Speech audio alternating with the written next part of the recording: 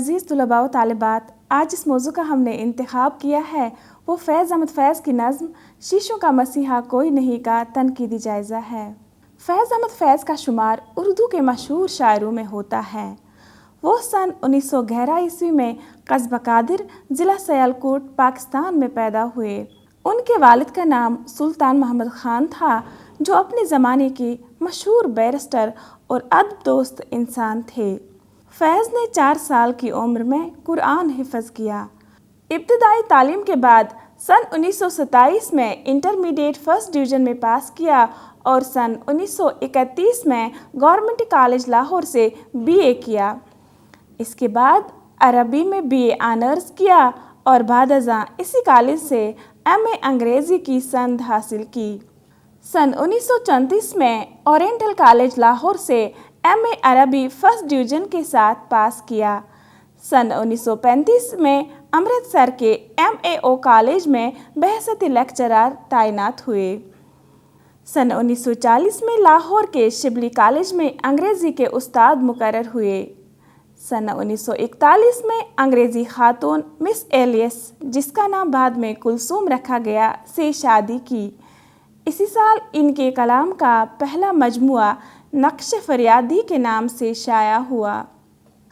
1941 ईस्वी में ही फ़ौज में कैप्टन के अहदे पर तकर्रुर हुआ और दरसो तदरीस के पेशे को छोड़कर लाहौर से दिल्ली आए।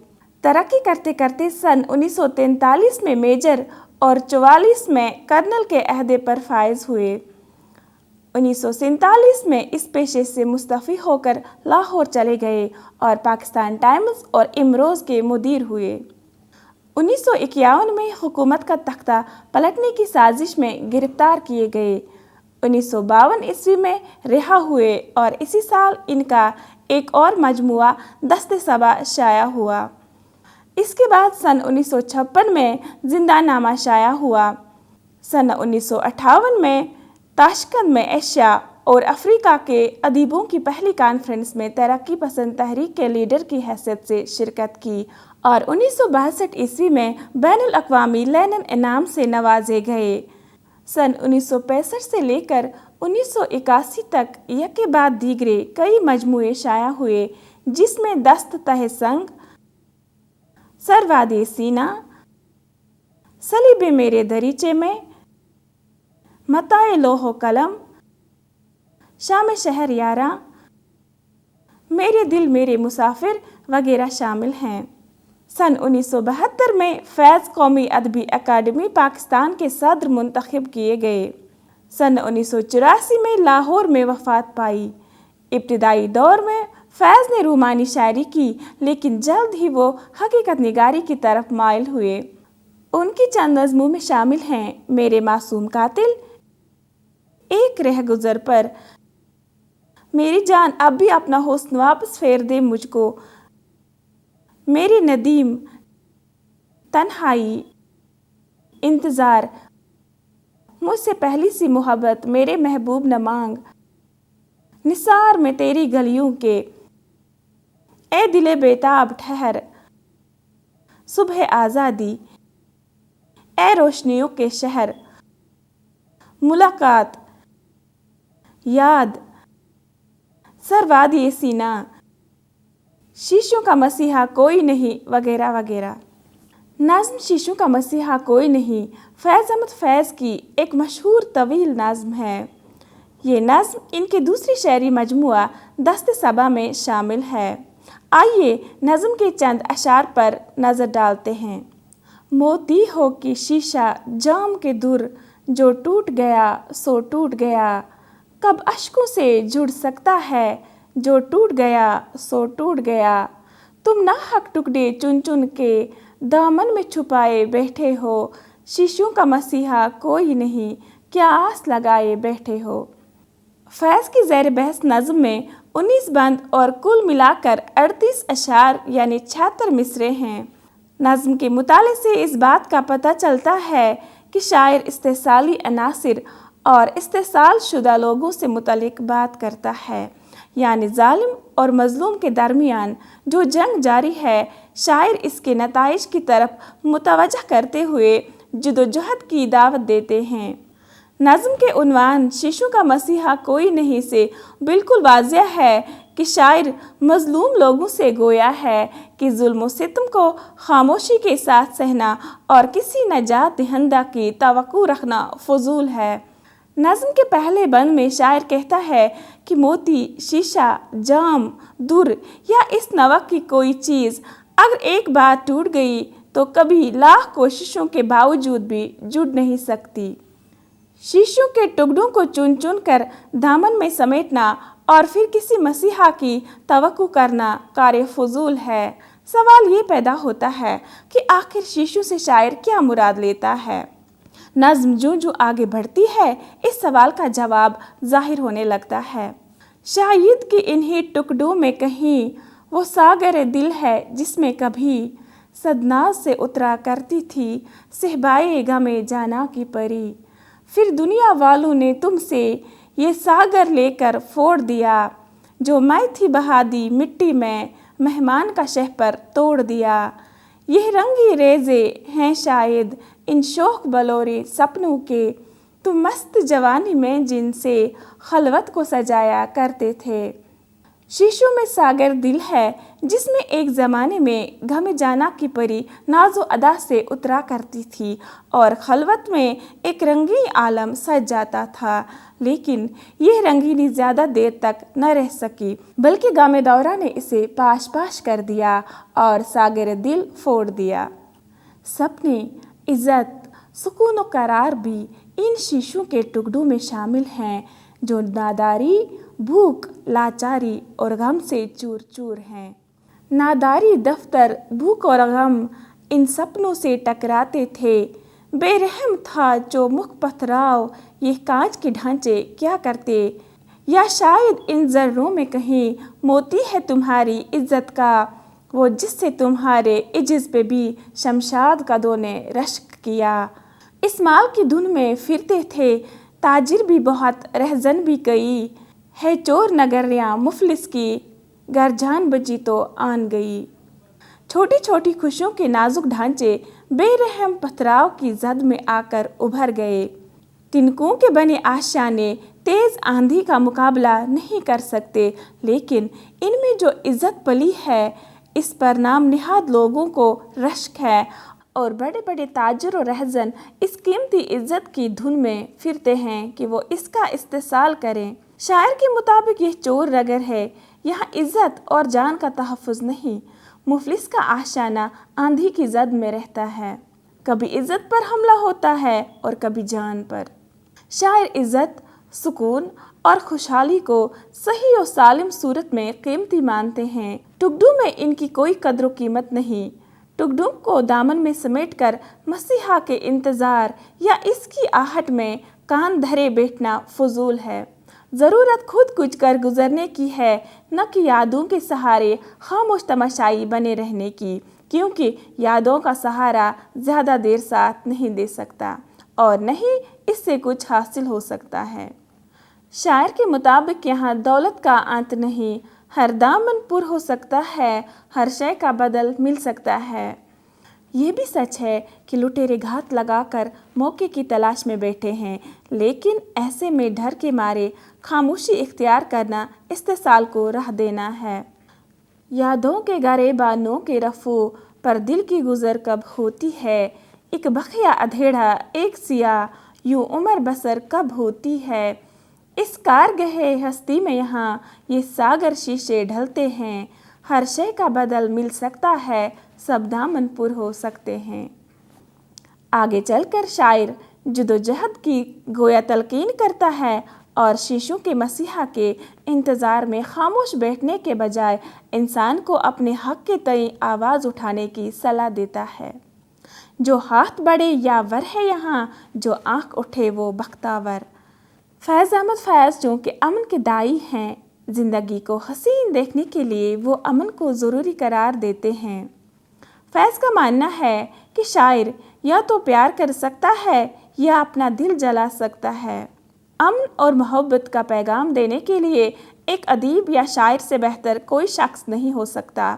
وہ انسانی اقدار کا احترام رکھتے ہیں اور انسان پر ہو رہے جبر و استبداد کے خلاف احتجاج کرتے نظر آتے ہیں۔ بڑی بات یہ ہے کہ ایسا کرتے ہوئے ان کے اشعار محض چیخو پکار نہیں بنتے۔ فیض کی شہرت کسی ایک ملک یا خطے تک محدود نہیں ہے، بلکہ وہ انسانیت کے شاعر ہیں۔ دنیا کے مختلف ممالک کے لوگوں کے دکھ درد اور ان کے مسائل پر فیض کی نگاہ گہری تھی۔ وہ اس بات کو بڑی شدت کے ساتھ محسوس کرتے تھے کہ انسان کے مسائل صرف روٹی، کپڑا اور مکان سے منسلک نہیں، بلکہ انسان کے خون کا پیاسا ہے، اور یہ انسان ہی ہے جس کی وجہ سے انسانیت پامال ہے۔ یہاں چوروں، ڈاکوؤں، لٹیروں اور رشوت خوروں کی کمی نہیں، جو ہر وقت طاق میں بیٹھے رہتے ہیں۔ مال و دولت اور عیش و آرام نے ان کی آنکھوں پر وہ پٹی باندھ دی ہے جس سے انہیں غریبوں کا حق مارنے اور ان کی آرزوؤں اور امنگوں کا خون کرتے وقت مطلق احساس نہیں ہوتا۔ کب لوٹ جپٹ سے ہستی کی دکانیں خالی ہوتی ہیں، یا پربت پربت ہیرے ہیں یا ساگر ساگر موتی ہیں۔ کچھ لوگ جو ہیں اس دولت پر پردے لٹکائے پھرتے ہیں، ہر پربت کو ہر ساگر کو نیلام چڑھاتے پھرتے ہیں۔ کچھ وہ بھی ہیں جو لڑ بڑھ کر یہ پردے نوچ گراتے ہیں، ہستی کے اٹھائی گیروں کی یہ چال الجھائے جاتے ہیں۔ فیض کے مطابق جن کے پاس دھن دولت اور عیش و آرام ہے، وہ اپنی خواہشوں کی تکمیل کے لیے غریب و مظلوم پر ٹوٹ پڑتے ہیں اور جگہ جگہ، بستی بستی، گھر گھر، نگر نگر فساد اور ہنگامے برپا کرتے ہیں، اور دونوں فرقوں کے درمیان گھمسان کی لڑائی ہو جاتی ہے۔ بڑی بات یہ ہے کہ مال و دولت اور عیش و آرام ہونے کے باوجود وہ ظالم ہے، ظلم کی آبیاری کرتا ہے، کالک بھرتا ہے، آگ لگاتا ہے، جبکہ مظلوم انتہائی بے کسی اور بے بسی کے عالم میں شیشوں کے ٹکڑوں میں اپنی عزت کے موتیوں کی حفاظت چاہتا ہے۔ ان دونوں میں رن پڑتا ہے نت بستی بستی، نگر نگر، ہر بستے گھر کے سینے پر، ہر چلتی راہ کے ماتھے پر۔ یہ کالک بھرتے پھرتے ہیں، وہ جوت جگاتے جاتے ہیں، یہ آگ لگاتے پھرتے ہیں، وہ آگ بجھاتے جاتے ہیں۔ نظم کے آخر پر فیض خالی ہاتھوں، یعنی ان لوگوں جن کے پاس دھن دولت اور عیش و آرام نہیں ہے اور ظلم و ستم کا شکار ہیں، اس لڑائی میں کسی مسیحا کا انتظار کیے بغیر کود پڑنے کی دعوت دیتا ہے۔ سب ساگر شیشے لال و گوہر اس بازی میں بچ جاتے ہیں، اٹھو سب خالی ہاتھوں کو اس رن سے بلاوے آتے ہیں۔